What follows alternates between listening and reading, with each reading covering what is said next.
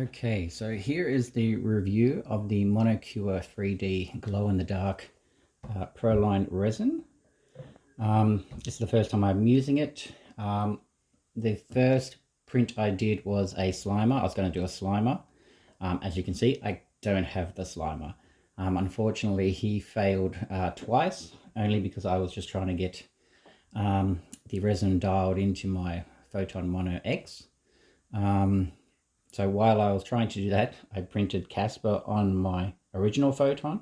So his body was printed in just the original Photon, but his head was eventually printed on my Mono X after I dialed it in.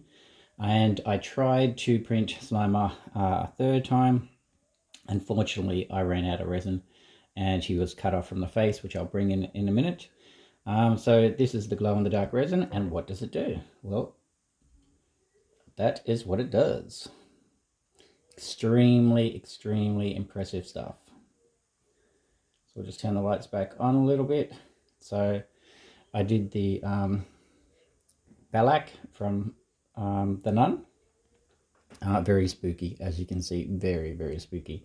Casper, you can see he glows even though the light is on. So we'll just turn that back off, just so you get the real effect of it. And he's fantastic, absolutely fantastic. I'll shoot the links below if anybody wants to print them out, but that is Casper.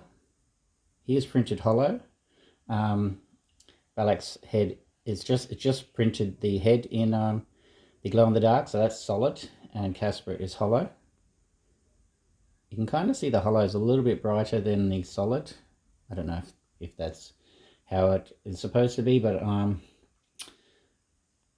haven't done any more testing, so he's just hollow and she's solid, so that's the comparison of it. You can kind of see a little bit of blotchiness where it is, but I guess that's maybe in the print as well. As far as printing, it printed fine after I dialed it in. The resin itself is very gluggy. It's very thick, so it will take a bit of time to get used to. I prefer to use more liquidy resins. I seem to get better, or well, it works a bit better for me. But again, it only took a little bit of time, a couple of fails to print, to dial it in, but once I got it dialed in, it prints fantastic. It will stay glow, it will illuminate for a good couple of hours. I haven't done any testing on it yet, but Casper himself he went easily for a good 5 hours so far. I did kind of contaminate the resin a little bit. There was a tiny bit of grey, tough grey in the vat left over because I printed that on a different printer. I did notice the brightness was dulling down a little bit. Maybe that's because it was contaminated, but it seems to be super bright at the moment. So I don't know. Maybe it was just a little something. The Slimer badge I did as well. So that's kind of cool. So if I bring in Slimer, so let's bring the light back in. So here is Slimer. Now, he ran out of resin, obviously. So I didn't get to print him off, but he was looking awesome. Absolutely incredible. He would have looked amazing. So he was actually going to sit on top of, it's probably not easy to see, but he was going to sit on this base. So he was going to be a little like that kind of thing. So that would have looked great.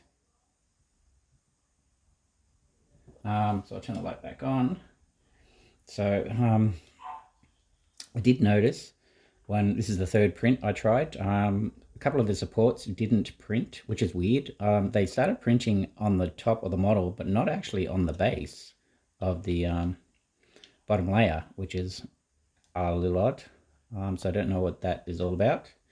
Again, here I had supports there, but nothing on the actual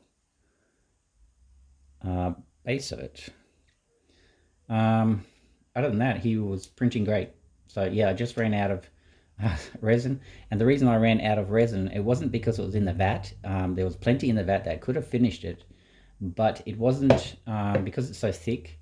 Once it was going in the center, it wasn't accumulating back into the center. The resin wasn't liquidy enough to form into the center of the vat. It sort of just stayed on the edge. Even my build plate, when it raised up from the vat, it was sitting up on the top out in the air for about a good 3 hours, and it was caked in the resin. Like, I had to scrape it all off, and there was a good quantity of resin just sitting on the plate, the build plate, that could have easily finished printing that. So yeah, just keep in mind when you are printing with it, add more resin than you think you're going to need, because it is quite gluggy. But I will try this again, definitely. It's not officially released yet, the glow in the dark, but it is coming. And as soon as it's available, I'm definitely going to get another bottle. And do Slimer again, and a couple of other things. But yeah, so far, a fantastic resin. I'm sure it's going to be at an affordable price. I know there's a couple of other resins out there that glow in the dark, and they're pretty expensive. So it'll be interesting to see the price of this as a bit of a competitor to the others. But we'll just turn the light off and just admire the models. Just in time for Halloween, so Casper might sit outside my window for Halloween night. Valak looks fantastic as well. She looks awesome. Bring her in for a closer look. Let's see if we can zoom in. If I can just press the zoom in. It's probably struggling because of the Casper at the back. So we'll just put it back down. But that is the glow in the dark.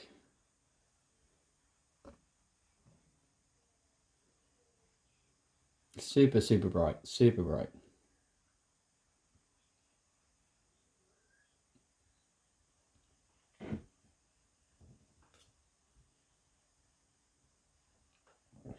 It's a shame Slimer didn't print, because I would have had 3 awesome prints. But almost there, almost there.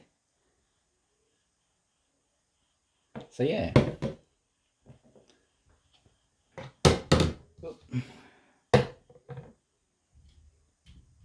Monocure's 3D glow in the dark.